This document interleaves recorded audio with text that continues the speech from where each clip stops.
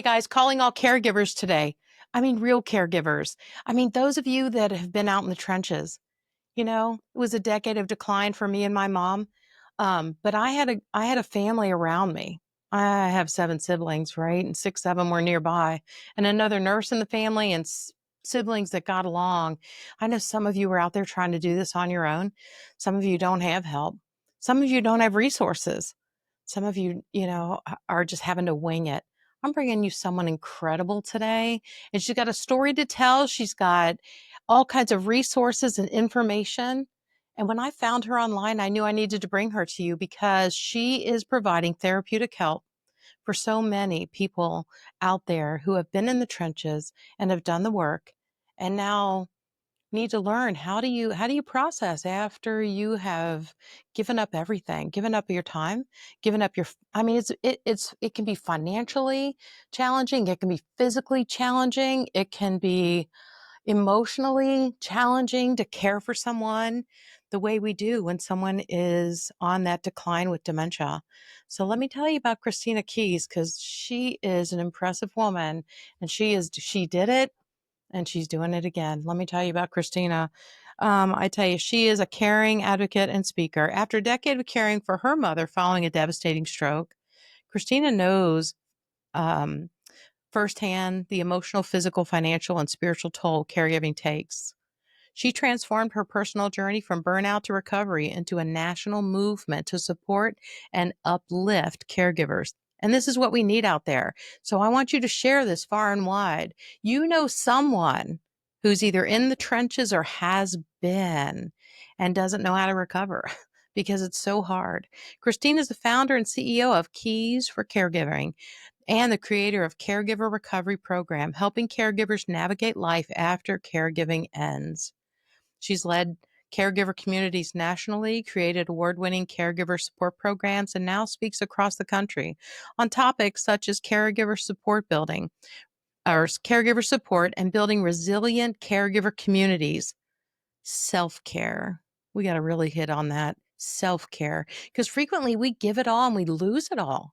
Caregivers can die before their patient, before their loved one. It happens all the time, majority of the time, if we aren't careful. And she's advocating for a policy change also. Her mission is no caregiver should ever feel invisible or alone during and after their journey. Please help me welcome the amazing Christina Keys. Welcome to the program. Hi, how are you? I'm so well, and it's an honor to have you here. And I just know so many folks need to hear your story. And so start there. Tell us a little bit about your mom, and it started with a stroke. Yeah, well, first of all, it's an honor to be here. Thank you so much for asking me on the show. My So pleasure. I'm excited to spend time with you today. Um, well, my life was going great. Everything was wonderful. I did everything my parents said to do. I chased that American dream. I built my job into a career. And one day I got a call. It was 3:42 in the afternoon. They said your mother had had a stroke and they didn't expect her to live. And I got in the car and drove up there. And when I got to the hospital, I didn't know if I was going to leave that hospital with a mother or having to make funeral plans. Right. And Right. when I walked in that ICU, they had said that her stroke was so bad, they only gave her 1% chance to live. And so for that first 30 days, I mean, the first 12 days she bled out. The first 30 days, it was just touch and go, you know. And so when we talk about caregivers, I can share with you first off that I had no idea that I was about to become a caregiver, and Really. I was just a daughter who was afraid her mother was going to die. Right. So Start there. yeah. Yeah.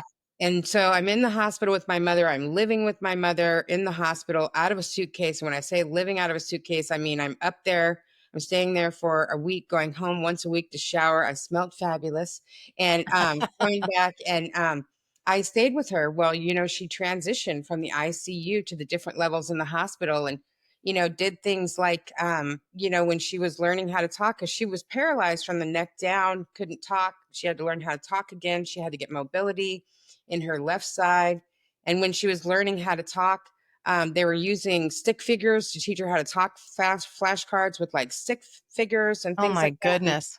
And it wasn't working. And So I went on our social media and printed off 300 pictures of our life because I knew my mom came back for love. She didn't come back for stick figures. She came back for her home, her Yes. grandchildren, her pets.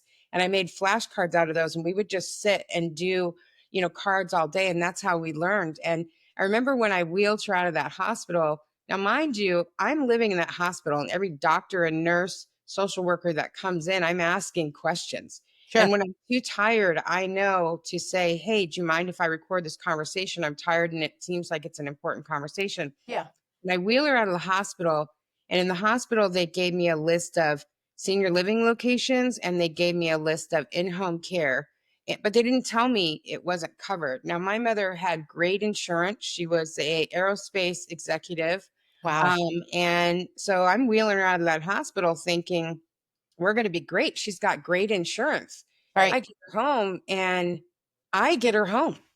Me, the woman who has no children, I've got a cat at home. Right. You know, my idea of healthcare is going to the beach and getting a massage because that's Right. a holistic And you're thing. not a nurse, I am you know? not a nurse, nothing. And then all of a sudden, I take my mother home and I am with no training thrown into being a nurse, PT, and OT, a speech therapist, a med tech, a case manager, a Yeah. doctor, an EMT. And Giving bed baths and changing diapers. I am no training. And I gotta source medical equipment. I gotta figure out the resources. I gotta figure out all this stuff.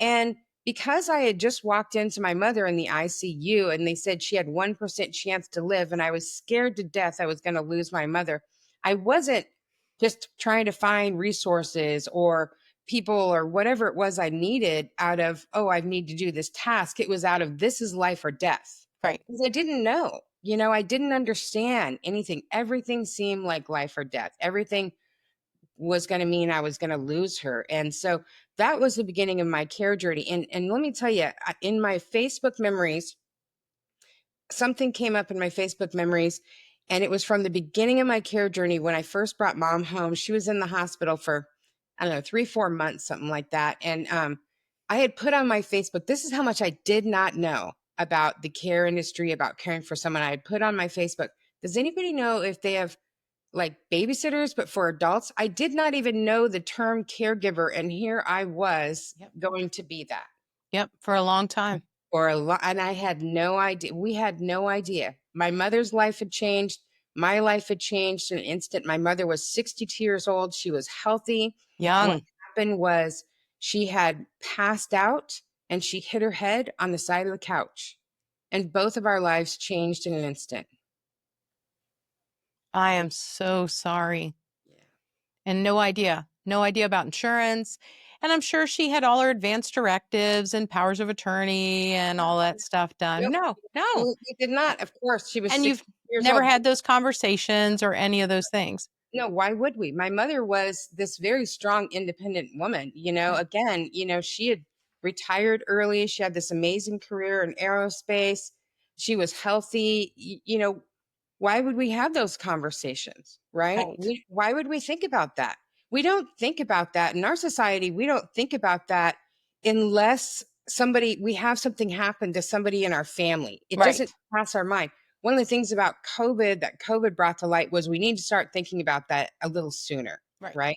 Sure. And we had not had those conversations. I remember I call him the guy in the brown sweater vest. He came into the hospital room and he said, "Here, sign this." And I was like, "What is it?" And I was like, "Is my mom going to die?" He's like, "It's a power of attorney. So you can make medical decisions for your mom." And I'm like, "Okay." I didn't know Wow. what that meant. And then he walked away. Like that was my training on Wow. documents you need when you're caring for somebody. That was my Wow. training on now you're going to be a caregiver. The guy in the brown sweater vest. That's it. Wow. That's incredible. Hmm. Yeah, that's a really terrible orientation. Yeah. Yeah, and I love and this happened again to a family who called me this week, and they're like, "Where do we send mom for rehab?" After her stroke at someone here in town, and Mhm. they got, a 4-page pamphlet from the hospital, and the hospital's not allowed to tell you the good place to go. Right, right, yeah, And, I'm like, "Oh my gosh." And there's and no way that's they not can their call job, these places. Who's you got know? time to do that? Right, and that's not their job. I was asking, and just like any other family member who's going in and helping a loved one or advocating for a loved one, You think if you're going to the doctor or the hospital or wherever you're going, you can ask them about resources and they'll know.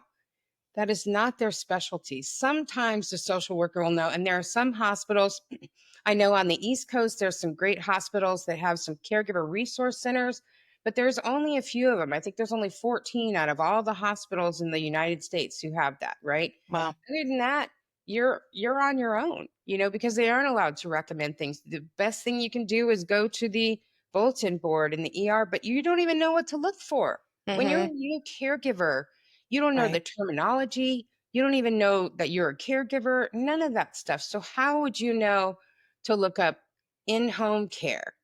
Right. I thought just like everybody else, oh, mom needs 24-hour care. How am I going to hire them? And then to get home and find out that her insurance, because she's on Medicare, does not cover Oh, in. no, it doesn't cover that. No, no, Yeah. no, no. Yeah, so here we are. I'm thinking, I'm working in tech at the time. I'm making six figures and I've got a good 401k. Mom's got a good 401k. She's got a good pension. I bring her home.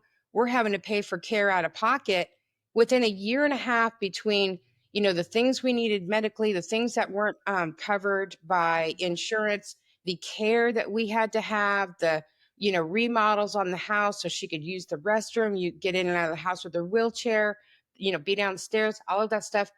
A year and a half, we had gone through our whole life savings. We had spent well over $300,000. It was all gone. And do Gone. you have advice? Is have you learned anything? Is there a better way to do it? Yes. Yes, for sure. Okay. Okay. So if you are a new caregiver, and first of all, listen, I understand if you're a new family member caring for a loved one. I understand it takes a while for us to admit to ourselves that we're a caregiver because we still want to be a daughter. We don't want to be a caregiver. We still want Yes. to be a wife. We still want to be a husband. We still want Yes. to be a parent. The word caregiver just needs to be a door that you go through to get the resources you need. And one of the things that I would suggest, if first of all, is try to find the resources in your community right away, right? And if you can't find them, if you're able to hire a care coach from the beginning, Yes. it will change the scope of your care journey because that care coach is going to be able to tell you about resources about the local nonprofit that has free medical equipment or the places that you can go to get assistance, about companion care, the places you can go to get food assistance. When you have to leave your job, how you can get, medical insurance or where the food banks are, all of these things, Yep. right? Suggestions on if you do have to leave your career, what you can do. And it's also somebody who's been through what you've been through. So they're going to be able to understand when you say, oh my God, I love my mom, but I don't want to be her caregiver. They're going to be able to understand when you say, I'm so glad my mother's here, but I'm so scared every time I walk into that room. I don't know how to have a conversation with her because I just want to say, Mommy, please don't die. But I Right. have to say, Mom, how are you today? And let's take your meds. I Right. have to be an adult when inside I am watching my mother or my loved one die.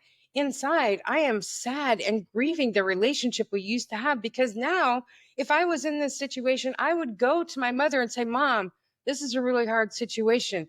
Would you help me with this? Or if I was a wife and it was my husband I was taking care of, I would go to him and I would say, honey, this is a situation I'm facing. What do you think?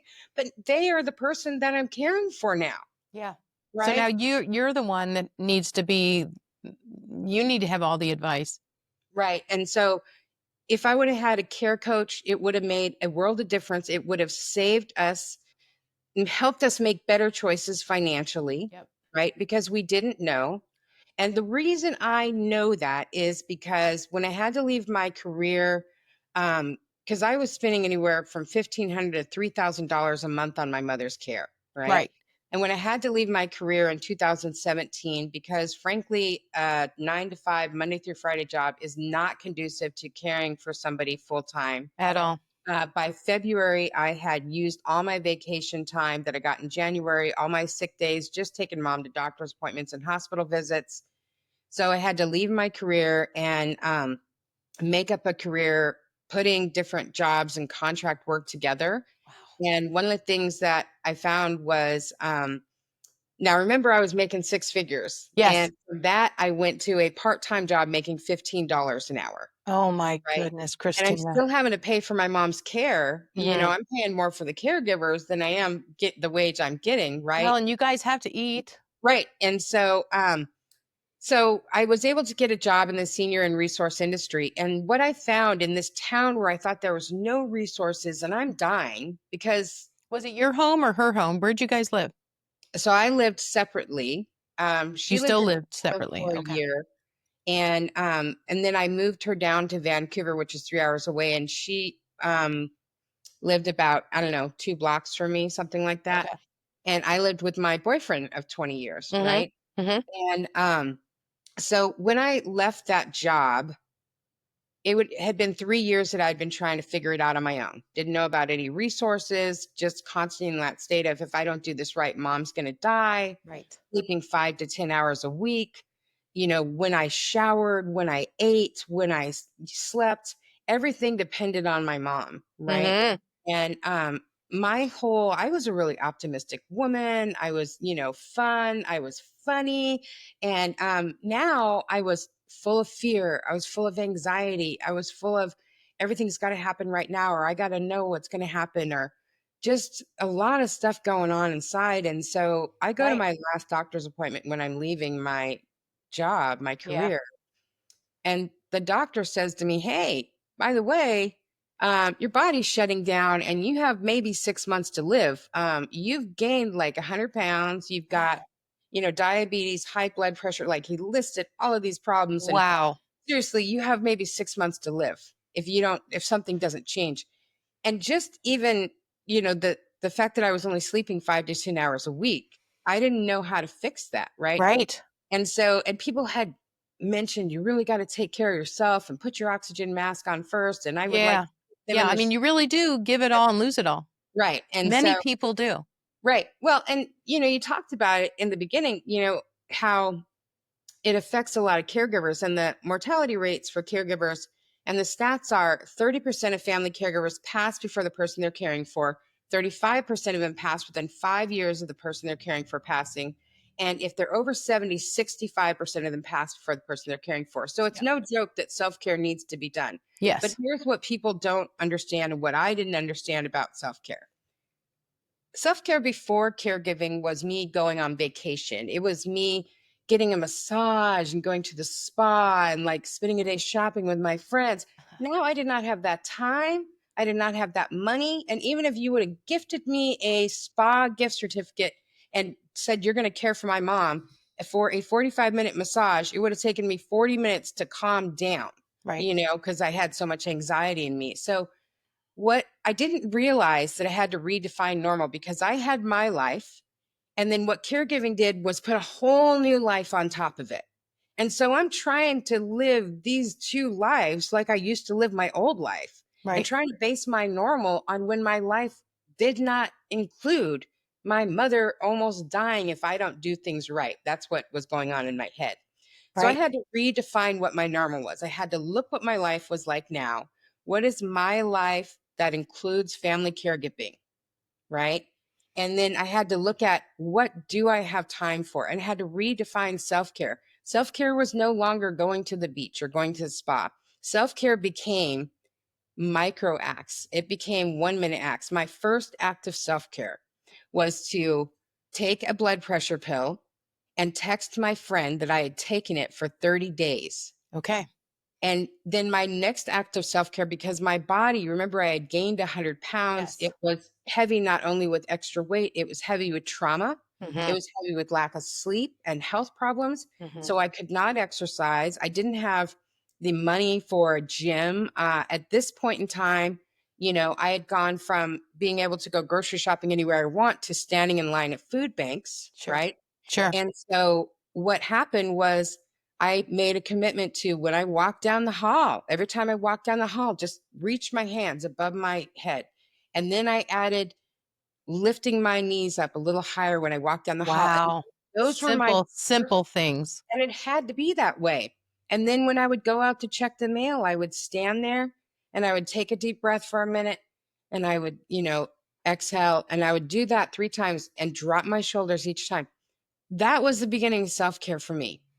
There was, yeah, there was not time for the other stuff. And so I had to find little things like that. And those Right. minutes added up to more minutes and a half an hour and an hour. And they still were not going to the beach and getting a massage and going to the spa. No. They were things that saved my life because I'm sitting here today. And in 2017, they told me I had 6 months to live. So I had to figure out how to save my life while I Yes. was caring for my mother. Did you eventually bring in 24/7, or did you bring in help so you could go home and sleep, or did No, you move in with her? no, I absolutely did not move in with her. You never did move in with her. Okay. I could not move in with my mother. I trust me, I loved my mother, but my mother was my abuser when I was growing up. No And kidding. Oh, yeah, no. and so Wow, and you had to care for her. yeah, and so What a situation. yeah, and so there was, there was a lot of times when I was caring for her, I didn't know if it was the cognitive issues, the things that had come about because of the stroke, that she was so hostile towards me and mean towards me, or if it Or was just pain or something like that. right, Yeah, or if it was, the fact that she used to emotionally and mentally abuse me when I was younger, and she physically used to, but she couldn't physically abuse me now, right? unbelievable. Now, but the thing is, the reason why I was able, and people ask me all the time, how could you be your mother's caregiver when she was your abuser? Yes. And the thing is I went through a lot of years of therapy, right? I went through, and not because, I want to blame everything on my mom, but because I wanted to be free of that, like, that's a child only a mother could love, and my own mom doesn't love me. I didn't want to be trapped by that Right. anymore, right? Right. And so what I learned through that is, one, forgiveness does not excuse the behavior that they Correct. did or do. Correct. Forgiveness does not give them permission to do it again, I right? agree. And also, what I learned was I never allowed my mom to be a woman. Mm, I always expected her to be my mother, right? okay. And Okay. as a woman myself, there were things that I went through that were tough, right? And I didn't necessarily know how to handle them. Sure.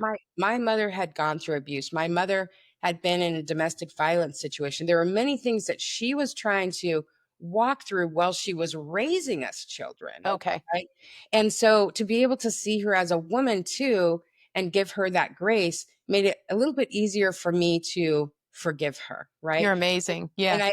I made that commitment to, whether my mom can be a good mom or not, I wanted to be a good daughter. Because when it comes to the end and it's time for me to lay my head down on the pillow at night, I want to know that my side of the street is clean. Yep. And so that was how I What was a able. great way to live your life, Christina Keys. Oh, I respect you even more. Way to go. Yeah, well, and me and mom became friends, we became really good friends before her stroke, and she still tried her shenanigans, and I was able to set boundaries with her, and I I was and love I it. was able to follow through because I knew how to set boundaries without saying I'm going to set a strong boundary. I would just set the boundary, and I would follow through on that myself, right? Right. Well, once she had her stroke, people who are not a caregiver say you just need to set boundaries with them. Well, if they have cognitive issues, you cannot set boundaries with them. If they have memory loss, you cannot set boundaries with them. So now I'm in this phase of I've got to learn to set boundaries with myself. Okay. And I hadn't done that before. Very good point. Very good point. Wow. Wow. Wow. Wow. Caring for someone who was your abuser. That's above and beyond. So you thought you were ready. Wow. So after you cared for your mom, you said it was a decade like me. My mom, it was a decade of decline.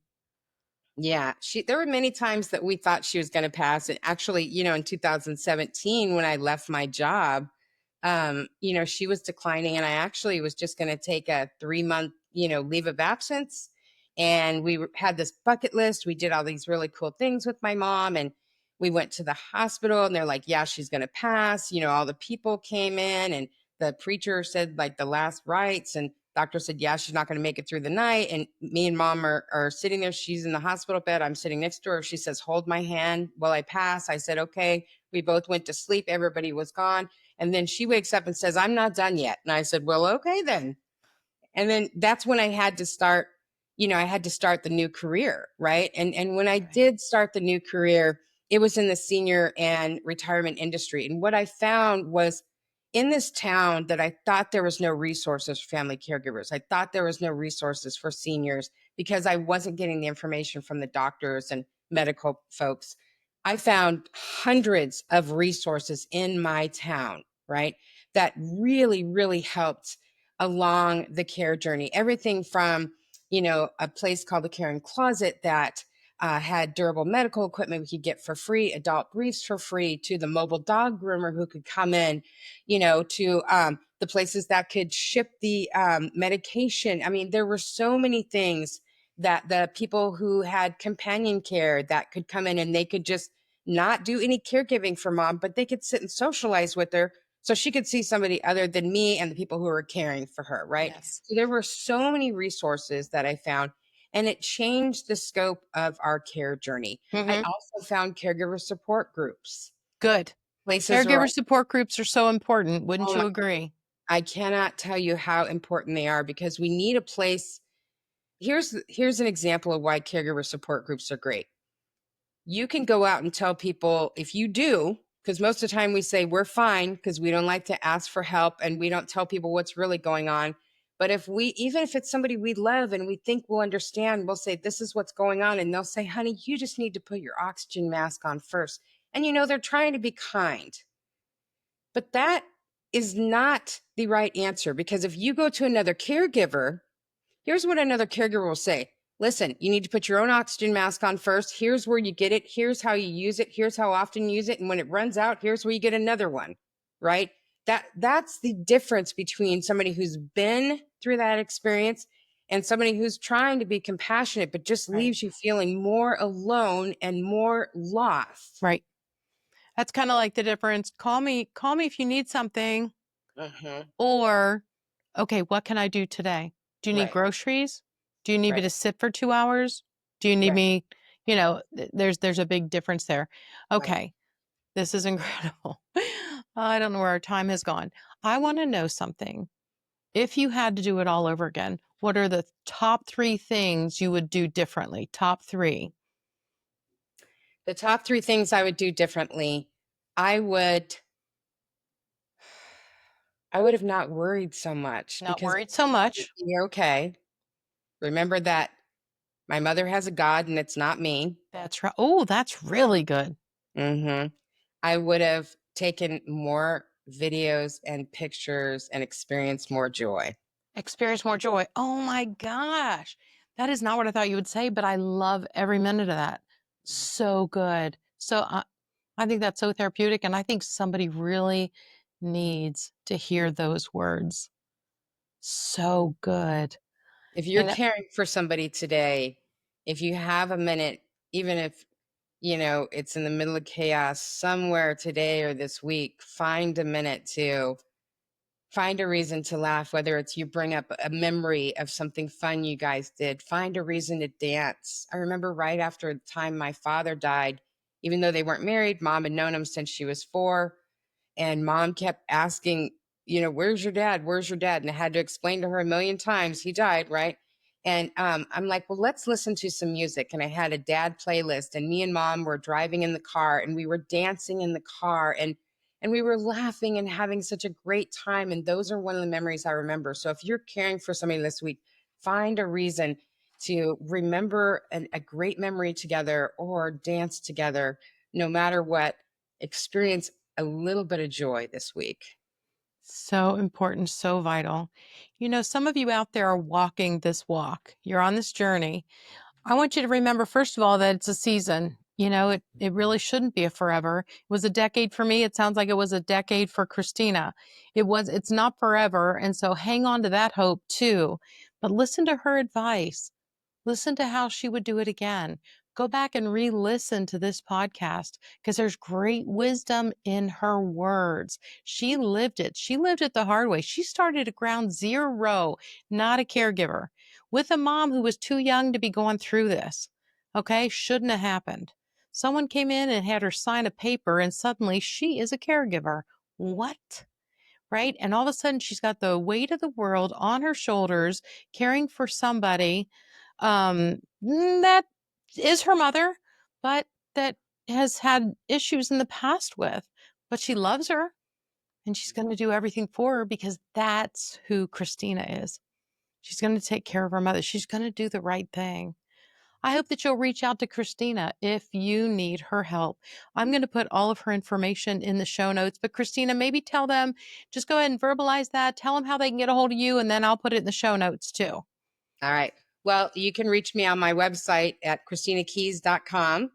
And then I've got a national text line that you can reach me at, which is 360-230-7736. And you can text me anywhere from there with any question and any social medias. I'm at Keys for Caregiving. Keys for caregiving. It's so easy to remember. You guys, you know somebody who needs this. There are a lot of people struggling out there. They never wanted to be a caregiver, but that's right where they are, smack in the middle of it. And you know what? There's help, there's hope, and there's Christina Keys, and she can help them too. I hope that you'll share this with someone. I hope that you'll like, share, and subscribe so that Christina and I can continue to share great information with folks out there like you that need this information. I'm Teresa Youngstrom, Memory Care with Teresa Youngstrom. You got this.